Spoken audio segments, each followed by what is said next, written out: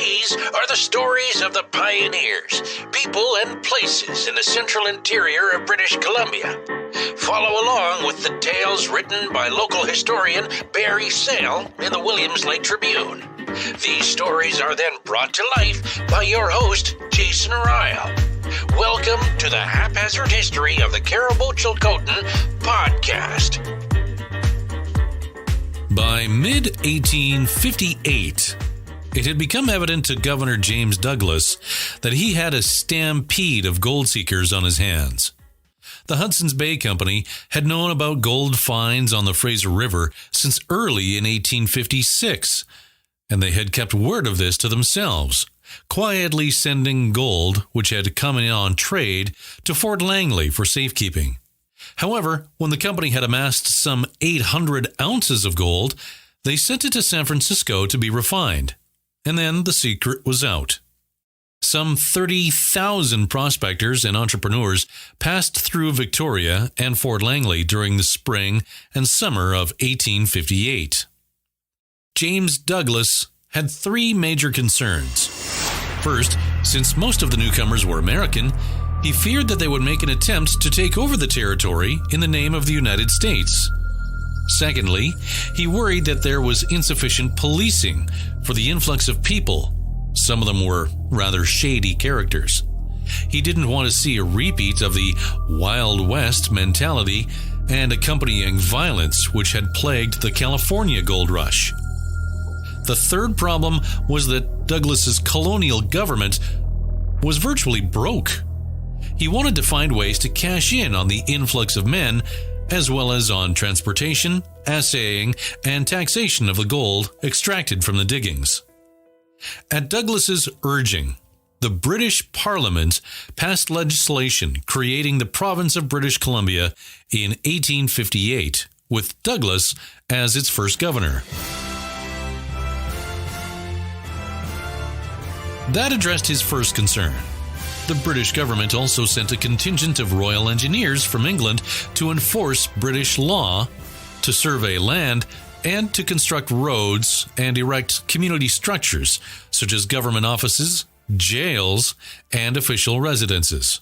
That took care of the second problem. To address the third issue, James Douglas himself began to implement creative ways of mining the miners. For example, he ordered a ship to be anchored at the mouth of the Fraser River, which sold prospecting licenses to every prospector who was making his way upriver. He imposed taxes on all equipment sold in the outfitters' stores, and he also charged levies to hotels, rooming houses, and roadhouses.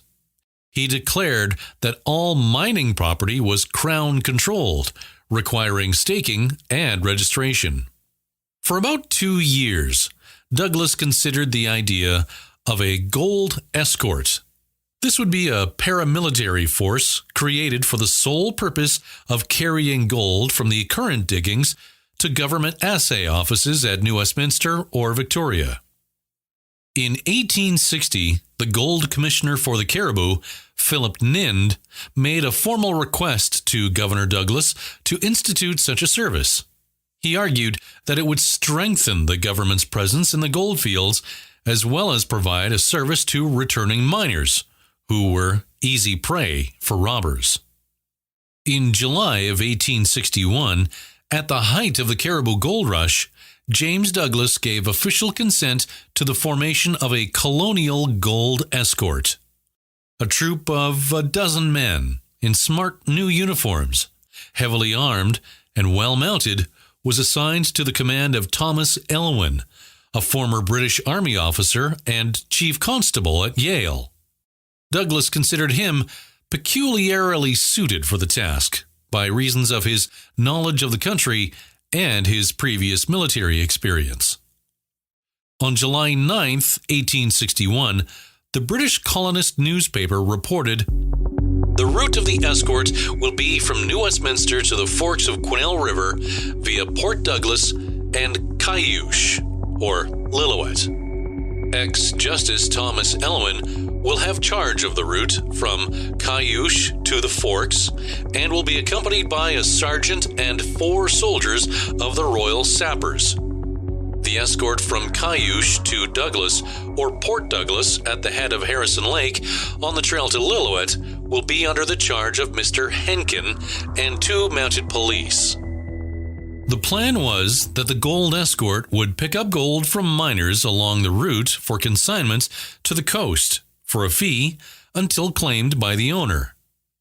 The cost was 1 shilling, about 50 cents per ounce of gold. The whole concept was not well accepted by the miners. There were already carrying companies such as Bernard's Express and Dietz & Nelson, which had excellent records transporting gold. As well, many of the miners preferred to send their gold to San Francisco, where they got a better rate of return. After working hard to get the gold, most were reluctant to let it out of their possession and chose to carry it out themselves. Finally, the government refused to guarantee safe delivery of the gold, something that the freight companies did routinely. On its first trip in 1861, the Gold Escort made it only as far as Lillooet before returning back. Only $10,000 in gold dust was transported. Later that summer, they tried again, making it all the way up to Williams Creek in the Caribou. The miners there, however, really distrusted the Gold Escort. Thomas Elwyn took it upon himself to personally guarantee safe delivery and fair compensation. Despite his efforts, only $30,000 in gold was brought down to New Westminster. A final trip was made in the fall, once again going only as far as Lillooet, and a mere $10,000 was brought back. When the cost of the venture was calculated, it turned out that the 3 trips had cost the government close to $30,000, and they took in less than $1,000 in fees. It was not the financial boon that James Douglas had envisioned. To add to the financial woes, a number of officers quit when Mr. Henkin ordered them to perform menial tasks, such as cleaning and polishing his boots, and looking after his horse and tack. He also refused to fraternize with his men, even at mealtimes. The final straw was that the Gold Escort could not match or even come close to the delivery times achieved by the freight companies. The whole undertaking would likely have died a quiet death if it weren't for a well-publicized robbery in 1862. That summer, 2 merchants who were carrying $12,000 in gold from Keithley Creek to Quesnel Forks were murdered. Public pressure for better policing and security in the goldfields gave James Douglas an opportunity to resurrect the Gold Escort, and he did just that in June of 1863. This time, it was a larger force of 15 men. Gone were the fancy uniforms and the paramilitary trappings, but the men were tough, well-armed, and competent. 2 banks had established branches in Barkerville, and it was anticipated that they would use the escorts to transport bullion. What could go wrong? When the Gold Escort arrived on Williams Creek that summer, they soon found out that very little had changed since 1861. The miners still distrusted a government operation, especially one which would not guarantee against loss. They still preferred to take out the gold themselves or to trust the existing freight companies. After 6 weeks, the escort convoy returned to the coast, carrying only $40,000 in gold. This trip had cost some $12,000, and the receipts were only $1,250. A second trip was taken with much the same result. This one brought back $95,000, of which $70,000 was consigned by the Bank of British Columbia. The other bank flat out refused to ship with the escort. The returns to the government for this trip were a mere $3,000. One final trip took place in the fall of 1863. A total of $78,000 in gold was brought out, of which $63,000 belonged to the Bank of BC. This proved to be the final trip for the Gold Escort. Although the gold fields of the Caribou had produced about $4 million that year, not quite 5% of this gold had been transported by the escort. It was quietly disbanded. In total, this scheme cost the colony almost $80,000, which in today's dollars would be about $1.6 million. The Gold Escort was an experiment which never did meet expectations or provide the hoped-for benefits to the young colony. It is now a little-known footnote in the colorful and interesting history of our province.